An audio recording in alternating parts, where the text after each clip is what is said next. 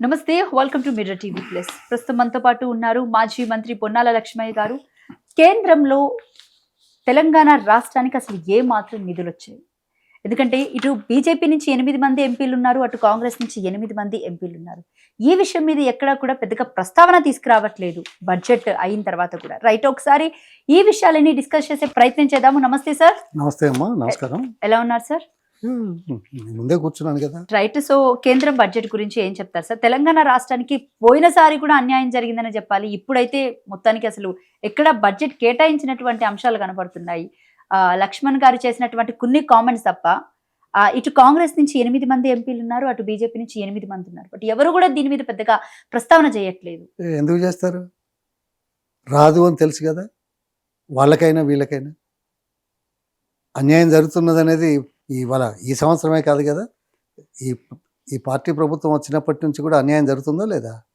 ఇది నేను రాజకీయ కోణంలో అంటున్నానని మీరైనా ఎవరైనా అనుకోవచ్చు. మీరు ఏదనుకున్నా ఎవరేమన్నా నగ్న సత్యాలు సత్యాలుగా మిగులుతాయి.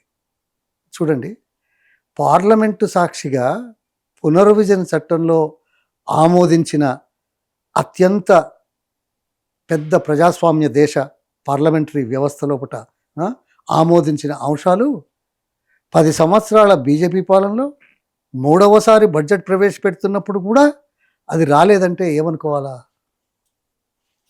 ఎవరికి తెలియదు అనుకోవాలా? బీజేపీ అనేది మంది ఉండొచ్చు, కాంగ్రెస్ అనేది మంది ఉండొచ్చు. ఏం చేశారు రావడానికి? ఏం చేస్తున్నారు? ఎందుకు రావట్లేదు? తెలంగాణ బాగా అభివృద్ధి చెందింది కాబట్టి అవసరం లేదనుకున్నారా ఈ 10 సంవత్సరాల్లో? ఏమన్నా అంటే మిగతా రాష్ట్రాలు చాలా దూరంగా ఉన్నాయి కదా, వాళ్ళకి ఇవ్వాలి అని ఎన్నికల కోణంలో ఆలోచించి చేసే ఎత్తుగడలు మాకు తెలుసు. అయినా మరి అభివృద్ధి చెందుతున్న రాష్ట్రాన్ని మరింత అభివృద్ధి చెందడానికి ప్రోత్సాహం ఉండాలన్నా వద్దా? దేశంలో అన్ని రాష్ట్రాలను సమానంగా చూసేటువంటి పరిస్థితి ఉండాలన్నా వద్దా? మిగతా రాష్ట్రాలకు ఇస్తే మేము కాదనం, కానీ మా వాటా మాకు ఎందుకు రాలేదని అడగడంలో తప్పులేదు కదా. ఆమోదించిన అంశాలే చేయట్లేదు. ప్రెసిడెంట్ రాష్ట్రపతి ప్రసంగంలో బట్టినేమో ఏది పోలవరం లేకపోతే ప్రైవేటైజ్ చేయము, ఏది ఇన్నాళ్ళేమో చేస్తామన్నారు, ఇప్పుడేమో ఏది విశాఖ స్టీల్ ప్లాంట్. ఇది రాజకీయ కోణం తప్ప ఇంకో కోణం కాదు కదా. మరి అదే మన దగ్గర బయ్యారం స్టీల్ ప్లాంట్ ఎందుకు రాలేదు? ఆ మాట ఎందుకు రావట్లేదు? ఆ ప్రస్తావన ఎందుకు రావట్లేదు? దీనికి సమాధానం ఎవరు చెప్పాలి? ప్రభుత్వం చెప్పాలి. అంటే ఏమైనా ఈ ప్రాంతం కేంద్ర నిధులను దుర్వినియోగం చేసిందా? కేంద్ర సహాయాన్ని దుర్వినియోగం చేసిందా? అభివృద్ధి చేయలేదా? ఇచ్చిన అవకాశాలతోటి అన్ని రాష్ట్రాల కంటే ముందున్నాం. ఆర్థిక స్థితిగతుల్లో 6వ స్థానంలో ఉన్నాం. అదేవిధంగా జిఎస్టీ 3.5 రెట్లు పెరిగింది. సగటు ఆదాయం 3 రెట్ల పైచిలకు పెరిగింది. ఊరికనే పెరుగుతుందా? ఆహార ధాన్యాలు చాలా పెద్ద ఎత్తున పెరిగినాయి. ఏ ప్రాంతంలో, ఏ రాష్ట్రంలో, ఏ దేశంలో ఎక్కడా లేనంత ఆహార ధాన్యాలు వృద్ధి రేటు అంత పెరిగింది. ఇది వాస్తవం కదా. విద్యుత్ వినియోగం జరిగింది. చాలామంది ఏదో చెప్పారు విద్యుత్ గురించి. మరి ఇప్పుడు పెరుగుతున్న విద్యుత్ డిమాండ్కు ముందు చూపుతో చేసిన పునాదులే కదా ఇప్పుడు అక్కడికి వస్తున్నాయి. మరి దీనికి సహకరించాలన్నా వద్దా? దీన్ని ప్రోత్సహించాలన్నా వద్దా? ఇది గుర్తించాలన్నా వద్దా? అందుకోసం మీరు చేసేది చేసుకోండి, మేము ఇయ్యము అనేటట్లా. ఎవరి part and parcel of this India, భారతదేశం. మాకు ట్యాక్సులు కడుతున్నారు ఇక్కడ ప్రజలు కూడా. అసలు ఎక్కువ కట్టేదే ఈ రాష్ట్రం నుంచి, తెలుసా మీకు? పట్టణాలలో అత్యంత ఎక్కువ ఇది ఖర్చు చేసే వాటిల్లో హైదరాబాద్ ముందటుంది, తెలంగాణ ముందుంది. అలాగే గ్రామీణ ప్రాంతాల్లో చేసే ఖర్చు ఏదైతే ఉందో ఇండివిజువల్గా అది 3వ స్థానమో 4వ స్థానంలో ఉంది. అంటే ఉన్నట్టు డబ్బులు ఖర్చు పెట్టేటువంటి పరిస్థితులు ఉంటేనే కదా ఏది దోహదం ఆర్థిక అభివృద్ధికి. ఇవాళ ట్యాక్స్ కట్ ఎందుకు చేశారు? ఈ పైసలు ప్రజల చేతుల్లో ఉంటాయని, దీంతో మరింత అభివృద్ధి కొనుగోలు శక్తి పెరుగుతుందని, కొనుగోలు వల్ల ఇది వస్తువులు కానీ లేకుంటే ఇది కానీ డిమాండ్ పెరుగుతుంది, దానికి అనుకూలంగా ఉత్పత్తి పెరుగుతుంది, దానికి అనుకూలంగా ఉద్యోగ అవకాశాలు పెరుగుతాయనే కారణం చూపెడుతూ మీరు ఇవ్వండి, ఇస్తున్నారు ట్యాక్స్ రిలీఫ్స్, కాదనడం లేదు. కానీ ఎంతమంది ఉన్నారు ట్యాక్స్ పే చేసేవాళ్ళు మొత్తం దేశంలో? 8,94,00,000 ఏదో ఉన్నారు. అందులో 4,40,00,000 మంది 5 లక్షల రూపు ఇన్కమే ఉన్నారు. మిగతాదంతా ఏదో కొద్దిమంది ఉన్నారు. అసలు 12 లక్షల ఆదాయం ఉన్నవాళ్ళు ఈ దేశంలో ఎంతమంది ఉన్నారు చెప్పారా? లేదు. నువ్వు 8,94,00,000 మంది ఇన్కమ్ ట్యాక్స్ రిటర్న్స్ చేసినా 4,40,00,000 మందికి 5 లక్షల లోపు ఇంతకుముందు లేదు, ఎప్పుడు లేదు పన్ను. అటువంటప్పుడు మిగతా వారి గురించి మీరు బాధపడ్డారు ఇన్కమ్ అభివృద్ధి అవుతుందని. మరి అదే రాయితీ ఇప్పుడు జిఎస్టీ ఉంది. జిఎస్టీ అంటే ప్రతి వస్తువు మీద ఏదో వేస్తుంటారు, దీనివల్ల దేశానికి ఉంది. ఇదే పార్టీ గతంలో 14% కంటే ఎక్కువ ఉండకూడదని చెప్పిందా లేదా జిఎస్టీ? అవును. ఇప్పుడు ఎటు చూసినా ఒక నిమిషం, జిఎస్టీ 14% కంటే ఎక్కువ వద్దు. అధికారంలోకి వచ్చిన తర్వాత మీరు 14 కాదు కదా, 18 కాదు కదా, 18 కాదు కదా, 28%కి ఇచ్చారు. 32% ఏమో వచ్చింది. ఇంకా కొన్నిట్ల మీద ఏదైనా పెరిగిందేమో నాకు తెలియదు. ఇంకా జనరల్గా అయితే మ్యాక్సిమం రేట్ 28% ఇంతకుముందు తెలుసు. ఈ మధ్య ఇంకేదైనా పెంచినావో నాకు తెలియదు. తెలిసినా కానీ 28 ఎక్కువనా 14 ఎక్కువనా? 14 అనేవాళ్ళు 28 ఎందుకు చేశారు? ఈ ట్యాక్స్ ఎవరు కడతారు? 100కి 90%, 95% మంది ప్రజలు తమ కనీస అవసరాల మీద ఎక్కువ పని వేసింది కూడా వీళ్ళే కదా. మరి వీళ్ళందరికీ బాధపడుతుంటే వారికి రిలీఫ్ ఇచ్చే ఆలోచన మీకు ఎందుకు రాలేదు? దేశంలో 90% మందికి జిఎస్టీ ఉంది, తగ్గించండి అదే కోవలో. తగ్గితే అందరికీ 90% మందికి మిగిలి ఉంటుంది. ఎంత మిగిలి ఉంటుంది అనేది వేరే విషయం. కానీ ఆ మిగిలింది ఈ 90% మంది అమెరికాకో లేకుంటే ఢిల్లీకో ఏరోప్లేన్లో తిరిగే బాపత్ కాదు కదా. కనీస అవసరాలు కొంటారు కదా. కనీస అవసరాల కోసం ఖర్చు చేస్తే కనీస అవసరాల ఉత్పత్తి పెరుగుతుంది. ఉత్పత్తితో పాటు దాన్ని పెంచడానికి కావాల్సిన ఉద్యోగ అవకాశాలు పెరుగుతాయి. ఇది ఎందుకు ఆలోచించట్లేదు? ఏదో పొలిటికల్లీ చెప్తారు, సర్వే జనా సుఖినో భవంతు, కాదంటారా? ఆమె మొన్న ఈ మాట మాట్లాడింది నిర్మలా సీతారామన్ గారు, ఏంది గురజాడ గారి గురించి. చాలా సంతోషం. తెలుగు వాళ్ళు గర్వంగా ఫీల్ కావాలని, ఆలోచన చేయాలని, తెలుగు వాళ్ళ అంటే సాహితీపరంగా కానీ సామాజిక పరంగా కానీ ఆలోచించిన ఒక వ్యక్తి చెప్పిన మాటలు, దేశం అంటే మట్టి కాదు, ఈ దేశం అంటే మనుషులే. దేశం అంటే మనుషులో అని చెప్తూ మనుషులందరి గురించి ఆలోచించకుండా కొంతమంది గురించి ఆలోచించినందుకు, అవునా కదా? మీరు బెనిఫిట్స్ ఇవ్వండి, కానీ అందరి గురించి కూడా ఆలోచించండి అని చెప్పడం తప్పు కాదు కదా. ఇదే వృద్ధి, ఇదే కార్యక్రమము మిగతా వాళ్ళ దగ్గర నుంచి కూడా డబ్బులు మిగిలేటట్టు చూస్తే మరింత పెద్దగా అవుతుంది కదా. మేలు చాలామందికి జరుగుతుంది, అదే కోవలోపట అభివృద్ధి జరుగుతుంది అనేది అవాస్తవమా? మీ తప్పుడు ఆలోచనలకు గ్రాస్ రూట్ లెవెల్లో గ్రామీణ ప్రాంతం నుంచి లేనివాడి గురించి ఆలోచన లేదు అని చెప్పడానికి ఒక ఎంప్లాయ్మెంట్ గ్యారంటీ స్కీమ్ నేను గుర్తు చేస్తాను. ఇదేంది, దేశంలో 15,10,00,000 మంది ఎంప్లాయ్మెంట్ గ్యారంటీ రిజిస్టర్ అయి ఉన్నారు. ఇది ఎందుకు వచ్చింది? వ్యవసాయం మీద 60-65% మనం ఆధారపడి ఉన్నాం. వ్యవసాయం ఎన్ని రోజుల పని దొరుకుతుందో మనకు తెలుసు. మిగతా రోజుల్లో ఏం చేయలేరు కాబట్టి కొంత గ్రామీణ సౌకర్యాలు మెరుగుపడడానికి, ఇన్ఫ్రాస్ట్రక్చర్ మెరుగు కావడానికి ఆ రోడ్లు, తర్వాత ఇంకేదో చేస్తారు కదా, చెరువులు కుంటలు బాగు చేయడం, రోడ్లు వేసుకోవడం, రవాణాకు కల్పించడానికి పనులు పెడతారు. ఆ పనులు పెట్టడం వల్ల వాళ్ళకు వచ్చే, ఇప్పుడు మొదట్లో 100 రూపాయలు రోజు ఉండేది, ఇప్పుడు ఎంత ఉందో మరి 200 అయిందా ఎక్కువైందో తెలియదు. సరే ఏదైతే 300 రూపాయలు ఇచ్చినా మంచిదే. 300 రూపాయలు 100 రోజులకు ఇచ్చినా 30,000 కదా. 30,000 అంటే సగటు భారతీయుని ఆదాయం ఎంత ఉన్నది ఇప్పుడు? 1,87,000 నుంచి 2 లక్షలకి అయింది. అంటే 30,000 2 లక్షలు ఎంత అవుతుంది? 14% కూడా కాదు, అవునా? 15% కాదు. సంవత్సరానికి సగటు భారతీయుడు చేసింది కూడా రానటువంటి పరిస్థితుల్లో ఉన్న 15,10,00,000 మందికి పనులు కల్పించి ఉపాధి కల్పిస్తే నిత్యావసరాలు కొంటే దానివల్ల ఆర్థికంగా ముందుకు పోలేరా? ఉపాధి కలగదా? అభివృద్ధి జరగదా? అందులో మెటీరియల్ కాస్ట్ కూడా ఉంది. మెటీరియల్ కాస్ట్ను వాడుకుంటే మెటీరియల్ ప్రొడ్యూస్ చేసేవాళ్ళు, సప్లై చేసేవాళ్ళు, రవాణా వాళ్ళు, వాళ్ళకు ఉద్యోగ అవకాశాలు పెరుగుతాయా లేదా? మరి ఇది ఆలోచించకుండా సంపన్న వర్గాలు ఓకే మీరు ఇది పేదరికాన్ని రూపుమాపుతామని మంచి స్లోగన్ కాదంటారా? కాదని ఎవరు అంటారా? పేదరికం ఎట్లా మీరు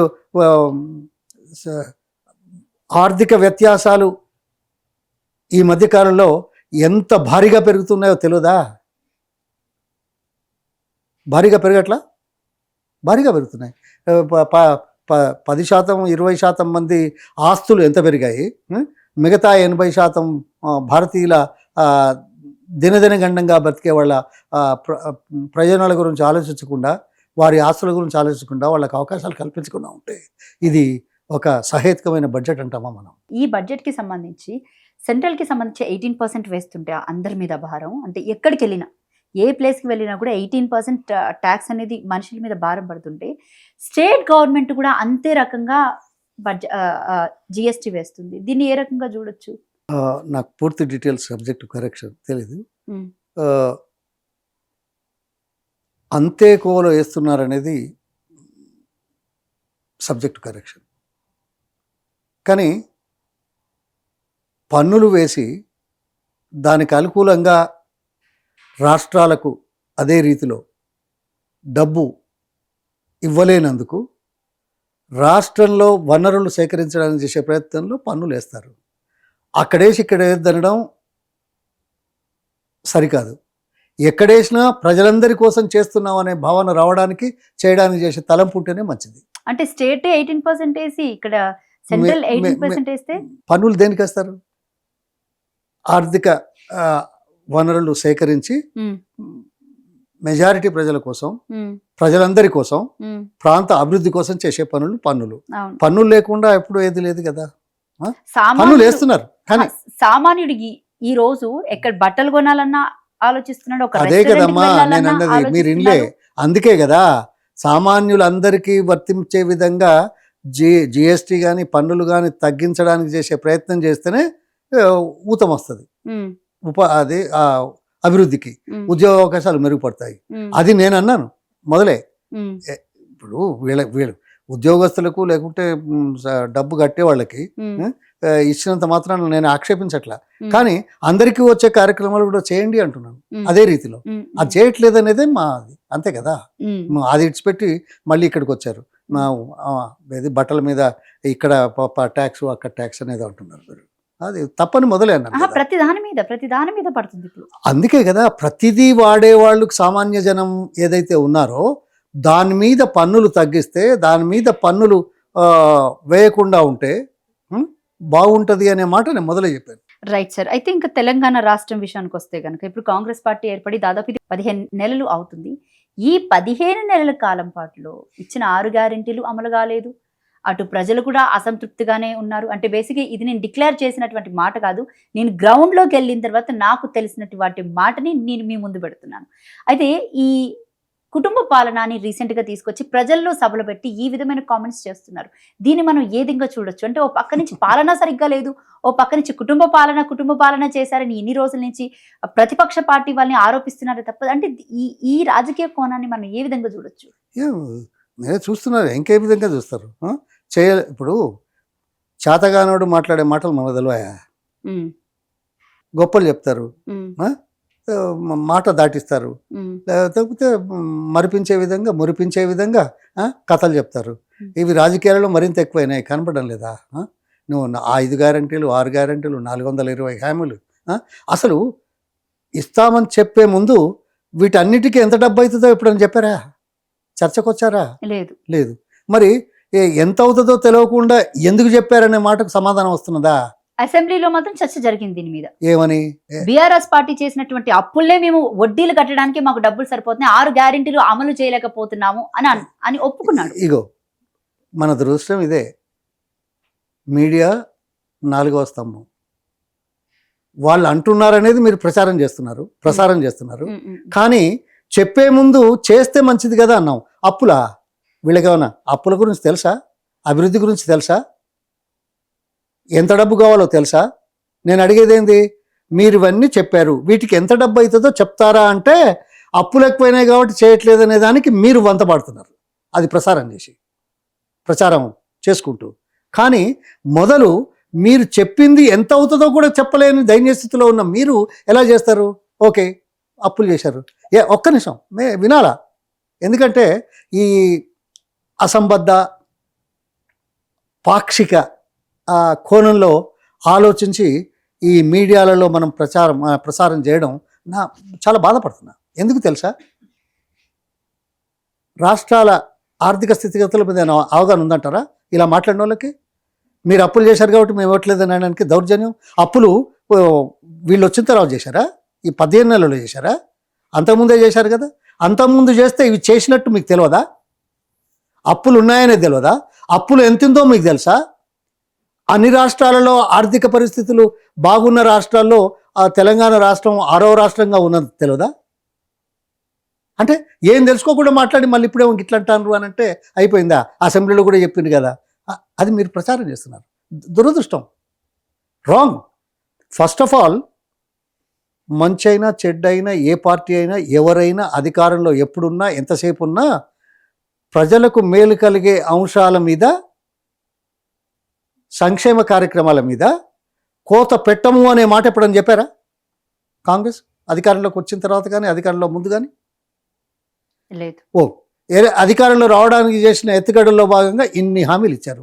దీనికి ఎంత డబ్బు అవుతుందో ఇప్పటికైనా మీరు చెప్పగలుగుతారా?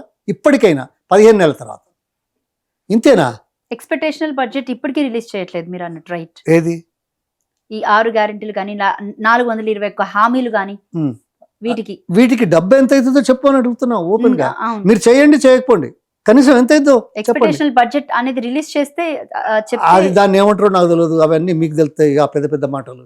ఎందుకంటే నేను గుడ్డిగా మామూలు ఊళ్ళో ఉండేవాడిగా అయ్యా మీరు ఇంత చెప్పారు, చాలా సంతోషం. ఎంత అవుతుందో చెప్పండి, మొత్తం ఎంత అవుతుందో. ఇలా నేనేం అనడం లేదు కదా, విమర్శించట్లేదు కదా, తిట్టట్లేదు కదా, నోరు జారట్లేదు కదా, దబాయించట్లేదు కదా.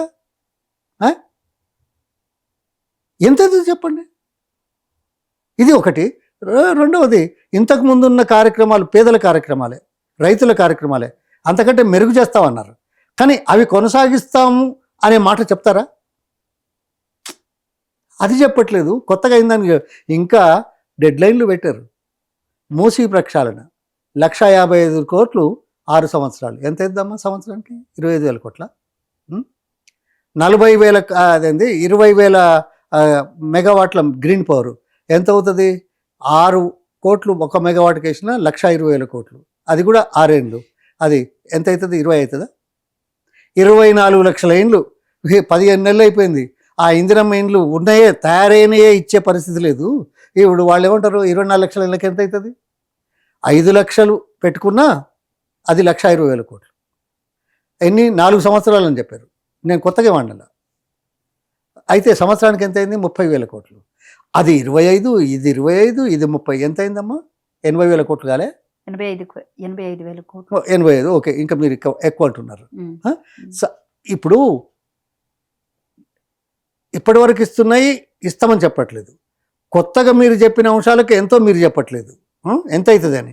అది కాకుండా టైం బౌండ్ ప్రోగ్రామ్స్ పెట్టారు. టైం బౌండ్ ప్రోగ్రామ్ పెట్టి ఏమంటున్నారు, ఇంకా అందులో ఇంకోటి యాడ్ చేయాలి. అదేదో 4th సిటీయా ఏదో అంటున్నారు. 14 లక్షలు 16 లక్షల ఎకరాలు ఉన్నది, ఇంకా 14 లక్షలు చేయాలి. ఒక్కొక్క ఎకరానికి 5 లక్షల కంటే తక్కువ వస్తుందా? దొరకదు. 5 లక్షలైనా ఎంత అవుతుంది? 16,000 ఎకరాలకు అదో 80,000 కోట్లు. ఈ 4 ఏళ్ళే కదా మిగిలింది. 4 ఏళ్ళ ఎంత? 4 అందాం పోనీ, ఇది ఎట్లా గడిచిపోయింది. 4 ఏళ్ళలో పూర్తి చేస్తామంటే సంవత్సరానికి మరో 20 కోట్లు అయిద్దా? ఈజీగా 20,000 కోట్లు అంటే ఏమన్నట్టు? అది 75, ఇది 20, 95,000 కోట్లు అదనంగా ఖర్చు పెడదామని. రౌండ్ ఫిగర్ 1,00,000 అనుకోండి, మీకు అది మంచిగా అనిపిస్తుంది. 1,00,000 కావచ్చు. నేను అనేది ఏంటంటే అది కొనసాగించే ముచ్చట చెప్పవు, మీరు ఇచ్చిన హామీలకు ఎంత అవుతుందో చెప్పవు, ఆ తర్వాత వచ్చి ఒక విజనరీగా నేను మాట్లాడతా అని చేసి దాదాపు సంవత్సరానికి 95,000 కోట్లు ఖర్చు పెట్టగలిగేటువంటి అంశాల మీద టైం బౌండ్ ప్రోగ్రాంలు ఇచ్చినావు. ఏ ముఖం పెట్టుకొని ఇస్తున్నావు? ఏం ఆలోచన చేస్తున్నావు? అప్పుల గురించి బురద చల్లితే సరిపోయిందా? ఏ రాష్ట్రంలో అసలు ప్రపంచంలో మీకేమైనా తెలుసా అప్పుల సంగతి? ఈ రాష్ట్రం చాలా మెరుగైన రాష్ట్రం. 27-28% మాత్రమే ఉంది సంపదలో ఒకట. భారతదేశ అప్పులు ఏందో తెలుసా? గతంలో 78-80 ఉండి ఇప్పుడు 84-85కి ఏదో వచ్చింది. అమెరికాలో అప్పులు ఎట్లా ఉన్నాయో తెలుసా? సంపదకు అప్పులకు 119% ఉంది. అంటే 100 రూపాయల సంపద అయితే 119 రూపాయల అప్పు. జపాన్లో ఎంత ఉందో తెలుసా?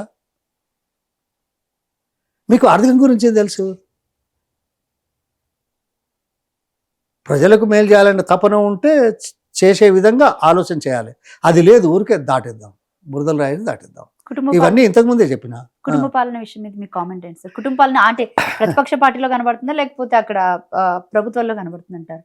అన్నీ మీరే చూస్తున్నారు కదా. నేను చెప్తే రాజకీయం అవుతుంది. అయ్యో, నేను చెప్తే రాజకీయం అవుతుంది అంటే దాన్ని రాజకీయం చేసి మరి ప్రజల్లోకి తీసుకెళ్లారు కదా గతంలో. తీసుకెళ్తారు. అందుకే ఇప్పుడు ఆ 6 హామీలు, ఆ 6 గ్యారంటీలు, 420 హామీలు ప్రజలకు తీసుకెళ్తానే కదా.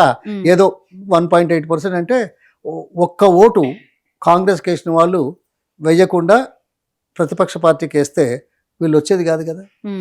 ఒక్క మనిషి చేంజ్ అయితే మనసు.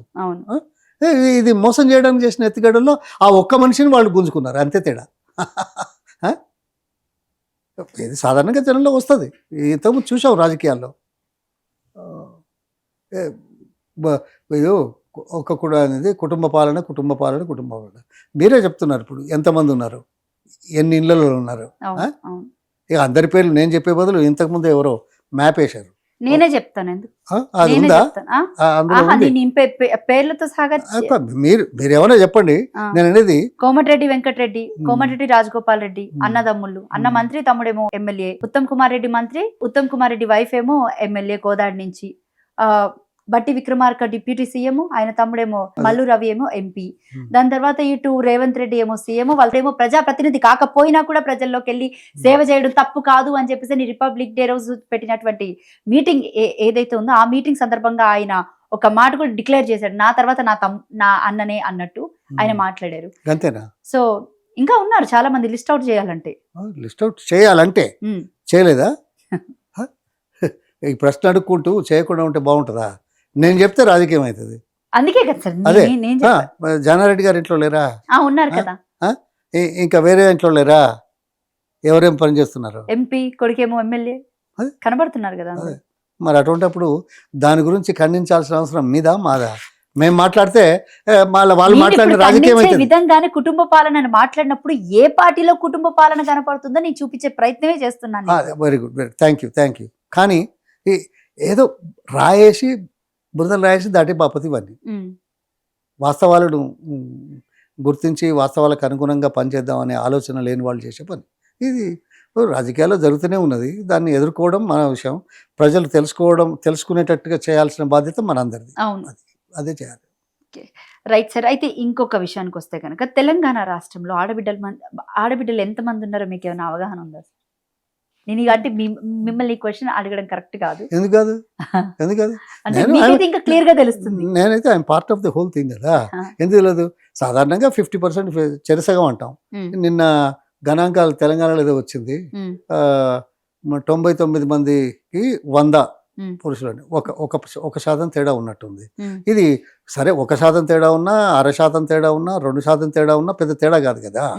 దాదాపు సమాజంలో సగం ఉంటారు. అంటే బేసిక్ గా తెలంగాణ రాష్ట్రంలో ఎన్ని కోట్ల మంది ప్రజలు ఉన్నారు అనేది అదే ఇది 3.5 నుంచి 4 కోట్లు అనేది వచ్చింది కదా. ఇప్పుడు టోటల్ 4 కోట్ల పై. అంటే ఆడబిడ్డలే 120 కోట్లు అని చెప్పేసి రీసెంట్ గా రేవంత్ రెడ్డి గారు చెప్పడం జరిగింది. అందుకు ఒక డౌట్ వచ్చి నేను మిమ్మల్ని అడుగుతున్నాను. ఓహో, అంటే ఆయన అన్నాడు కాబట్టి మీకు డౌట్ వచ్చిందా? 120 కోట్ల మంది ఆడబిడ్డలు ఉన్నారంటే తెలంగాణ రాష్ట్ర కాదు. డౌట్ వచ్చిందంటే మీకు కూడా క్లారిటీ లేనట్టే కదా. క్లారిటీ కాదు సార్, మిస్ అవుతుంది, జనాలకి తెలియట్లేదు. అక్కడ 120 మంది ఆడబిడ్డలు అంటే ఏమనుకోవాలి? బహుశా 120 కోట్లు, 1,20,00,000 అనే బదులు 120 కోట్లు అన్నాడేమో. ఏది బస్ ఛార్జీల మీద కదా, అవును. ఏదో 2,000 కోట్లు ఎంతో ఇస్తామని, ఇస్తున్నాము అని 120 కోట్లు అన్నాడు కదా. 120 కోట్ల మంది. ఓ ఆలోచన సరిగ్గా లేకపోతే, మన ఆలోచన మన సబ్జెక్ట్ మీద లేకపోతే, ఏదో నోటికొచ్చింది వాగడం వల్ల చేసే ప్రయత్నాలలో ఆయన ఉన్నాడు. నోటికొచ్చింది వాగడం వల్లనే కదా ఏ ముఖ్యమంత్రి మాట్లాడని తిరిగి మాట్లాడేది. భాష లేదు, మాట లేదు, అవమానించే రీతిలో గౌరవం లేకుండా చేసే పద్ధతులు చేస్తున్నప్పుడు ఇక ఆయన ఏది మాట్లాడినా గంతే అనుకోవాల్సిందే కదా. సార్, దావోస్ వెళ్ళి దాదాపు పెట్టుబడులు తీసుకొచ్చారు. ఆయన 1,78,000 కోట్లు నేను ఘనంగా తీసుకొచ్చానని చెప్పుకుంటున్నారు. సో దీన్ని మనం ఏ రకంగా చూడొచ్చు? అంటే వాటిని అసలు ఏ విధంగా ఉపయోగిస్తారు అనేది కూడా ఇప్పుడుకొచ్చి ఏది కూడా చెప్పలేకపోయారు మీడియాకి. సో దాన్ని మనం ఏ రకంగా చూడొచ్చు? ఏదైనా వచ్చిన తర్వాత ఏదైనా కొత్త విధానం ప్రకటించిందా ఇండస్ట్రీకి? లేకపోతే ఈయనను చూసి ఓహో ఈయన బాగా చేస్తాడు అనుకొని వచ్చి చేసిందా? అది కాదు, భౌగోళిక ఇన్ఫ్రాస్ట్రక్చర్ విషయాలు, తర్వాత availability of talent, availability of people with skills, these are the factors that weigh for investments. ఏం మాట్లాడతాడు ఆయన? ఈయన ఏం చేసిండని 14 నెలల్లో ఉరికొచ్చిండ్రు. ఇప్పుడు మహారాష్ట్ర ఉంది, ఫడ్నవీస్ వచ్చి 6 నెలల 8 నెలలు అయింది. మరి అక్కడ 18,00,000 కోట్లు ఎందుకు వచ్చినాయి? 18,00,000 కోట్లు ఆయన చూసి వచ్చిండ్రా? ఆయన ఏమైనా కొత్తగా ఏదైనా పెడితే ఆహా ఓ బాగా అవుతుంది అనుకొని వచ్చిండ్రా? Already infrastructure is there, already they are expanding. ఇప్పుడు 1997లో ఏముందో మనకు తెలియదా? ఇక్కడ 2014లో ఎంత ఉందో తెలీదా? 2014 నుంచి ఇక్కడికి ఎంత వేగంగా వృద్ధి చెందిందో తెలియదా? దేశంలో తెలంగాణనే అత్యంత ఎక్కువ కొత్త కంపెనీలు వచ్చే రీతిగా ఇన్నోవేషన్ సెంటర్స్, ఇన్నోవేషన్స్లో కూడా హైదరాబాద్ నగరమే పెద్దగా ఉంది. అందుకే చెట్టు విత్తనాలు వేస్తాం, మొలుస్తుంది, దాన్ని కాపాడుకుంటాం, మంచిగా నీళ్ళు పోసుకుంటూ పెంచుతాం. కాయలు కాస్తున్నాయని చూపెడితే అయిపోయిందా? కాయలు ఒక్కరోజులు అవుతాయా? పండ్లు ఒక్కరోజులు అవుతాయా? కాయలు కాసిన తర్వాత కాయలు తెంపుకొని మక్కబెట్టి మళ్ళీ పండ్ల తీరుగా అమ్ముకునే పరిస్థితులకు రావాలి కదా. ఏం చేయకుండా, ఇత్తనాలు లేకుండా, నీళ్ళు పోయకుండా వీళ్ళ ముఖాలు చూసి వచ్చినాయి అనుకుంటే ఎట్లా? నేను రావద్దట్లేను, చాలా సంతోషం. కానీ రేవంత్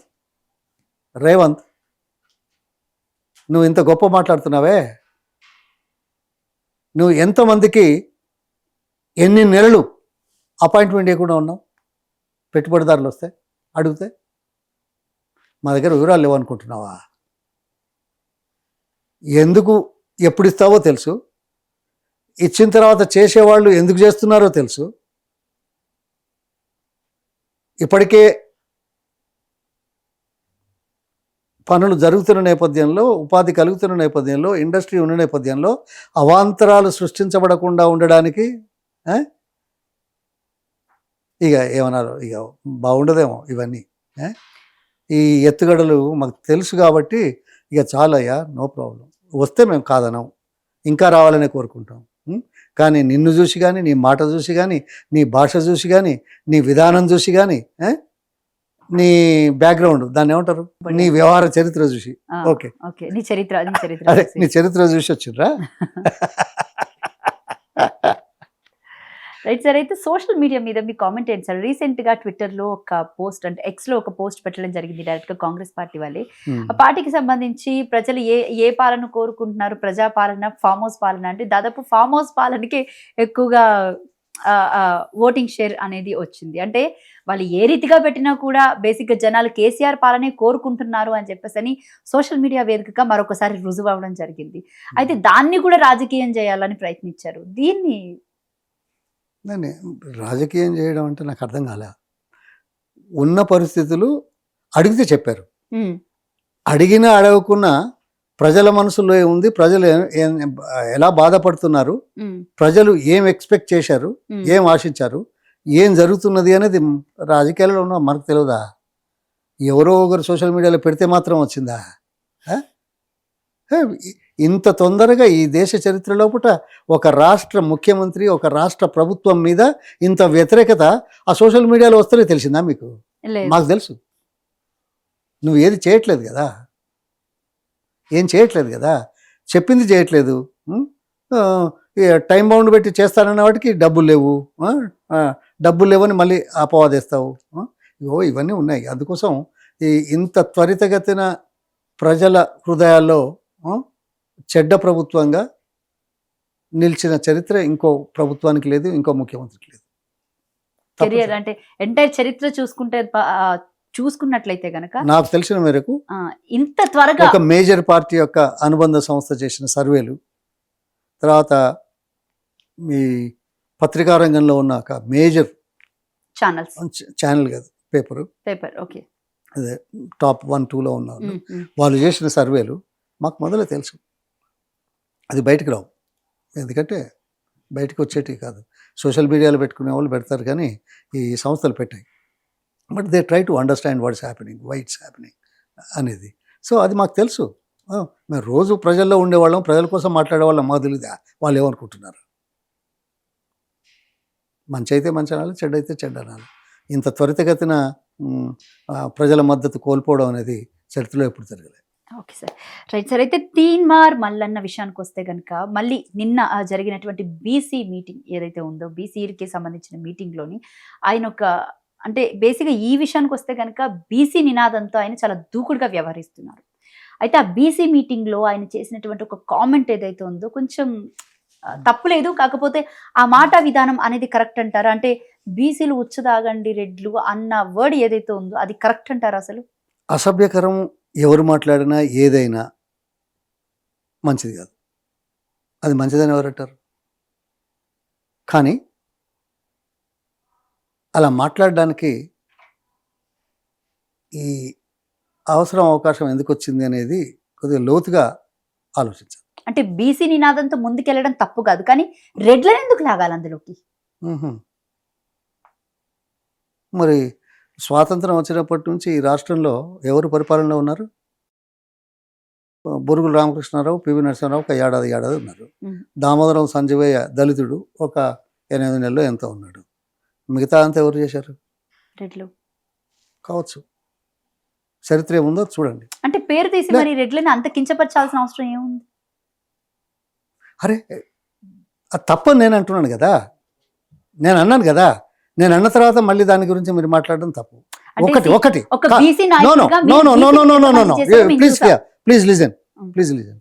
అది తప్పు అని అన్న తర్వాత దాని గురించి ఎందుకన్నారో ఆలోచించండి అని అంటే తప్ప. ఇప్పుడు వందల సంవత్సరాల నుంచి అన్యాయం జరుగుతున్నది, గుర్తింపు లేదు, గౌరవం లేదు అనే బాధతోటి ఎవరో అంటారు. నక్సలిజం ఎందుకు వచ్చింది? పేదలకు న్యాయం చేయడానికి. అదే కదా. కమ్యూనిస్ట్ పార్టీ ఎందుకు వచ్చింది దేశంలో? అదే పేదల గురించి ఆలోచించారు, కాదన్నామా. నక్సలైట్లు ఎందుకు వచ్చారు? ఆ ఉద్రేకం ఆవేశంతో కదా. ఆ ఆవేశం ఎందుకు వచ్చింది? అన్యాయాన్ని సహించకుండా ఉండడం వల్ల వచ్చింది. అన్యాయం లేకుండా చేయండి, ఓకే. నక్సలైట్లను రూపుమాపుతున్నారు, అది వేరు. కానీ అటువంటి అవకాశాలు లేకుండా, అన్యాయం జరగకుండా, పేద ప్రజలకు అండగా దేశంలో ప్రజలందరూ ఒక్కటే మాదిరిగా ఉండడానికి చేసే ప్రయత్నంలో తప్పులు జరుగుతాయి. తర్వాత పరిపాలన ఆలస్యం అవుతుంది. కానీ నీ సంకల్పం మంచిగా ఉండాలి కదా. ఏం మాట్లాడతారు? బీసీ డిక్లరేషన్ కామారెడ్డిలో ఏం చేశారు? ఎన్ని సీట్లు ఇచ్చారు? బీసీ డిక్లరేషన్ దగ్గర సీట్లు ఇచ్చారా ఆ ఏరియాలో?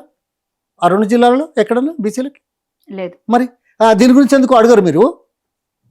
ఆయన ఏదో పొరపాటు పడ్డాడు, ఆవేశపడ్డాడు. ఈయన 120 కోట్లు అంటే ఏదో ఊరికి ఒక్క నిమిషం మాట్లాడి ఊక్కున్నారు. ఆయన ఏదో ఆవేశంతోటో ఆవేదనతోటో లేకుంటే అనాలనో కోణం ఏందో మనకు తెలియదు. Which is not right. Right అని కాదు అని చెప్పిన తర్వాత దీని లోతుపాతులు సబ్జెక్టు మీద ఉండే అవసరం మనం గుర్తించాలి. ఏదో ఈయన మాట్లాడింది కాబట్టి ఈయన దొంగ, ఆయన మాట్లాడింది కాబట్టి ఆయన దొంగ, ఇది మంచిదా, గిదిని మీదనే పోదామా? మాట్లాడడానికి అవకాశం ఎందుకు వచ్చింది అనే దాని మీద మనం ఆలోచించి చర్యలు తీసుకుంటే మనం మంచిగా మన ఆలోచన. తీన్మార్ మల్లన్న బీసీ నినాదంతో ముందుకు ఏదైతే వెళ్తున్నారో అది కంప్లీట్ గా దాన్ని ఫుల్ఫిల్ చేస్తారని మీరు అనుకుంటున్నారా? అరే ఆయన ఫుల్ఫిల్ చేయడం ఏంటి? అంటే అట్లా కాదు. పదవి కోసమే అనుకోవచ్చా పోనీ? ఓహో, ఇవన్నీ పదవుల కోసమేనా? పదవుల కోసమేనా మీరు అనేది? నాకు అర్థమైంది, ఎవరో బాగా మాట్లాడితే ఏదైనా పదవిస్తూ ఊరుకుంటాడని. ఏమో రేవంత్ రెడ్డి తీన్మార్ మల్లాని రెచ్చగొడుతున్నారు కావాలని అది ఆయనని అడగండి, అంటున్నారని నన్ను ఎందుకు అడుగుతున్నా? అంటే బీసీలకి సపోర్ట్ చేస్తూ బీసీలను అంతా ఏకం చేస్తున్నారు కదా. ఇప్పుడు లోకల్ బాడీస్ ఉన్నాయి, అవును, అందుకే ఏదో ఒకటి మాట్లాడతారు. మేము ఇస్తాము ఇయ్యము అది అని. ఇంతకుముందు ఎందుకు మాట్లాడలే ఇచ్చే సంగతి గురించి? కుర్రల గురించి మొన్ననే ఎందుకు మాట్లాడినాము? అంతకుముందు ఎందుకు సపోర్ట్ చేయలే దేశంలో ఉన్న పార్టీలు? అంతకుముందు తీన్మార్ మల్లాని ఎందుకు బీసీ నినాదం ఎత్తుకోలేదు? ఎవరు ఎందుకు ఎత్తుకోలే? ఆయన మొదటి నుంచి బీసీ వాదే, అదే వచ్చింది దురదృష్టం. ఆయన చరిత్ర తీయండి. అంటే ఇంత దూకుడుగా ఎందుకు వ్యవహరించలేదని కాదు, ఇప్పుడు దూకుడని మీరు అంటున్నారు. ఆయనకు ఎమ్మెల్సీ ఉంది కాబట్టి, పదవి ఉంది కాబట్టి, ఏది చెప్పినా వస్తుంది కాబట్టి, వచ్చింది కాబట్టి అంటున్నాడు అంటారు. కానీ ఆయన మనసులో ఆయన వచ్చిందే రాజకీయాల్లో బీసీ నినాదంతో, నాకు తెలుసు. రైట్ సార్, నేను ఒక్క మాట అంటాను, అంటే మీరు ఫీల్ అవ్వకండి. నేను ఎందుకు ఫీల్ అవుతాను? ఆన్ కెమెరా రెడ్లు బీసీలు ఉచ్చదాగండి అన్న ఒక్క మాట ఏదైతే ఉందో, తప్పన్నాం కదమ్మా. ఇన్ని రోజులు మరి తీన్మార్ మల్లాని చేసినటువంటి పనేంటి రేవంత్ రెడ్డి దగ్గర ఉండి? అది మీరు అడగండి ఆయన. ఇది అనడం తప్పన్న తర్వాత ఈ మాట మాట్లాడి నన్ను అనిపిస్తుంది. అంటే ఇట్లాంటి వ్యక్తి బీసీలకి సపోర్ట్ చేస్తున్నారంటే అది నిజమా కాదా అనేది. ఓహో, వీళ్ళని తిట్టినంత మాత్రాన వాళ్ళకి చేయరని మీరు అంటున్నానని నన్ను అడిగి నాతో చెప్పిస్తారా? ఏ మనుషులమ్మా, ఏం మాటలమ్మా ఇవి. అది తప్పు అని నేను మొదలు చెప్పాను. భాష ఎవరు ఏది మాట్లాడినా తప్పన్నాం కదా. భాషా విధానం తప్పు కావచ్చు, ఆ నమ్మకం ఏదైతే ఉందో దాని గురించి సరించు. అది నువ్వు సవరించు, నువ్వు చెయ్యి. న్యాయం చేస్తే వాడే సపరేట్ ఒప్పుకుంటాడు, వాళ్ళే సపరేట్ ఒప్పుకుంటారు అంటారా? నాకు ఆకలి అవుతుంది, అన్నం పెట్టకపోతే ఏదో అంటాం, అన్నం పెట్టిన తర్వాత అంటాడా? అంటే లేలే అట్లా కాదు, నీ వర్షన్ కాదు, నా వర్షన్ కాదు. ఆకలి అవుతున్నది, ఆకలి అయ్యేవాడికి అన్నం ఇంతో అంతో పెడితే కదా కాసేపు ఊరుకుంటాడు. అన్నం పెట్టకపోతే ఇంకింత వాగుతూ ఉంటాడు. ఇది వాస్తవం కదా. అది అట్లా వాగుమని అంటున్నామా మనం?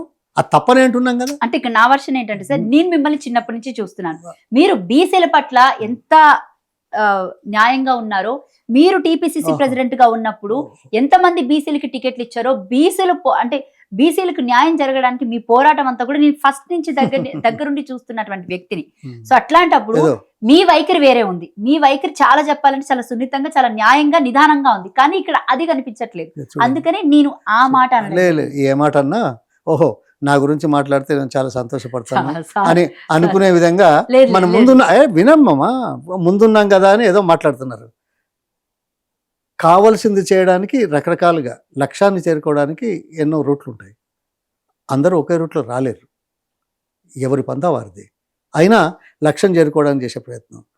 నాకు ఆ అవకాశం వచ్చింది కాబట్టి, ఆ అవకాశం పార్టీ చేయాలంటున్నది కాబట్టి చేయడానికి ప్రయత్నం చేశా. అంతేకాని నేను ఇంకోటి ఏం చేయలేదే. అది చేస్తే అది చేసినట్ట, అది ఎందుకు చేయలేదని మాట మనం అనుకుంటే మంచిది కదా. ఎందుకు చేయలేకపోతున్నారు చెప్పి ఎందుకు చేయలేకపోతున్నారు? ఇప్పుడు ఆ చెప్పింది చేసింది అంత గొప్పనా? 1972లో పివి నరసింహారావు గారు ఎంతమందికి ఇచ్చారో తెలుసా? ఆ ఊపులో కాంగ్రెస్ పార్టీ వస్తుంది, బంగ్లాదేశ్ విమోచన. ఈ వచ్చే సందర్భంలోనైనా ఈ అణగారిన వర్గాలకు ఎక్కువ సీట్లు ఇద్దామని ఇచ్చాడు. వ్యక్తులను చూసి ఓట్లు వేయలేదే ఆ నినాదంతో. ఆ నినాదం ఇట్లా వస్తున్నది కాబట్టి why not give opportunity for many people who were denied earlier, who are not noticed earlier అనే దాంతో వచ్చింది. ఏదో మేమేదో పీసీసీ ఉండగా ఇచ్చినాం, సరే ఏదో ఇస్తామన్నాం, ఇచ్చాం. మరి వీళ్ళు చెప్పింది ఇవ్వట్లేదు కదా, మేము చెప్పకుండా ఇచ్చాం, ఇవ్వాలి కదా, ఇయ్యంది అడుగుతలేరు కదా. Right sir. అంటే ఇక్కడ ఇంకొకటి, పొన్నం ప్రభాకర్ బీసీఏ, కొండా సురేఖ బీసీఏ, వీళ్ళకి మంత్రి పదవులు కూడా ఇచ్చారు కదా ఆయన. అంటే వీళ్ళిద్దరికి అంటే 2 పేర్లు చెప్పి ఇచ్చారు కదా. అంటే ఏమైనా భిక్ష వేస్తున్నావా? ఇవాళ రిజల్ట్ వచ్చింది మొత్తం 56%. 56%లో ఎంతమందికి ఇచ్చావు? ఆ మాట అడిగితే సమాధానం రాదే. ఇక ఇదే వచ్చింది. ఏమంటారు? మేము ఇచ్చాం కదా. మీరెవరు ఇచ్చేది? మీరెవరు ఇచ్చేది? నువ్వెవరు ఇచ్చేది? జనాభాలో ఇంత శాతం ఉన్న వాళ్ళకు కనీసం ఆ రేషోలో అంతకంటే ఎక్కువిస్తే గొప్పగా మాట్లాడు. ఆ మాత్రం కూడా ఇవ్వకుండా ఇచ్చాము, అబ్బో పెద్ద భిక్ష వేసినావు ఆ? నువ్వు ఇచ్చేదానివి, వాళ్ళేమో బిచ్చం తీసుకునేటోళ్ళు. అదేనా మీ ఆలోచన? ఈ మాట అంటే బాధపడవచ్చు, ఈ బాధ మన వ్యక్తిగతం.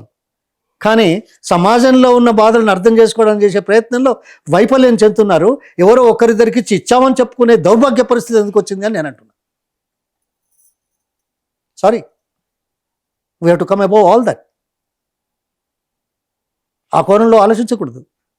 ఏదో ఆయనకి ఇచ్చిండు ఈయనకి ఇచ్చిండు కదా అని. గొప్పనా? మరి అదే రేషోలో అదే రేషోలో మిగతా వాళ్ళకి ఎందుకు ఇవ్వట్లేదు? అదే రేషోలో ఎక్కువ ఎందుకు ఇస్తున్నారు కొన్ని వర్గాలకి? దీనికి సమాధానం ఏం చెప్తారు? మీ దగ్గర సమాధానం రాదు, నాకు తెలుసు. అది ఈనాడు ఉన్న సమాజం అట్లా ఉంది. ఈనాడే కాదు, వేల సంవత్సరాల నుంచి వస్తున్న ఈ సమాజం ఇంకా రూపుదిద్దుకోవట్ల. కామారెడ్డి డిక్లరేషన్ గురించి ఏం చెప్తారు? ఆ రోజు అంత పెద్ద ఎత్తున సభ పెట్టి మరి అవునమ్మా, అదే కదా, మీరు అడగకముందే నేనే చెప్పాను కదా. కామారెడ్డి డిక్లరేషన్ ఇచ్చి ఆ ఓట్ల ముందు చేస్తామన్నారు. చేసిండ్రా? చేయలేదు కదా. మరి దాని గురించి పోరాటం లేదు, దాని గురించి గట్టిగా మాట్లాడేది లేదు. ఎవరో నోరు జారితే అదొక ఇష్యూ అయిపోతుంది. ఆయన నోరు జారడానికి ఉగ్రవాదంతో బయటకు వచ్చి అన్యాయం జరుగుతుందని చెప్పిన వాళ్ళకి తేడా లేదు. కానీ ఆ సబ్జెక్టును అర్థం చేసుకొని అది పునరావృతం కాకుండా ఉండడానికి న్యాయం చేయమని కోరుతున్నాం. అది అలా అనడం తప్పే, ఉగ్రవాద చర్యలు తప్పే. అయినా దేనికోసం? వాళ్ళ ఆవేదన భరించలేక చేశారు, అంతే తప్ప ఇంకేం. అట్లని వాళ్ళని సమర్థించడం కాదు, మళ్ళీ అనడం లేదు. ఇలా అంటూ ముందు బొమ్మని నేను ఎవరు అనరు. కానీ సమస్య పరిష్కారం కోసం మీకు అవకాశం ఉన్నప్పుడు ఏం చేస్తున్నారనే దాని మీద వివరణ కానీ, ఆత్మ పరిశోధన, ఇది కానీ ఉంటే బాగుంటుంది. ఆత్మ పరిశీలన చేసుకోవాలి. Thank you sir, thank you so much sir. మీ విలువైన సమయాన్ని మాకు కేటాయించినందుకు. ఇది మాజీ మంత్రి పొన్నాల లక్ష్మయ్య గారితో ప్రత్యేక ఇంటర్వ్యూ. మరొక ఇంటర్వ్యూతో మళ్ళీ కలుద్దాం. Thank you.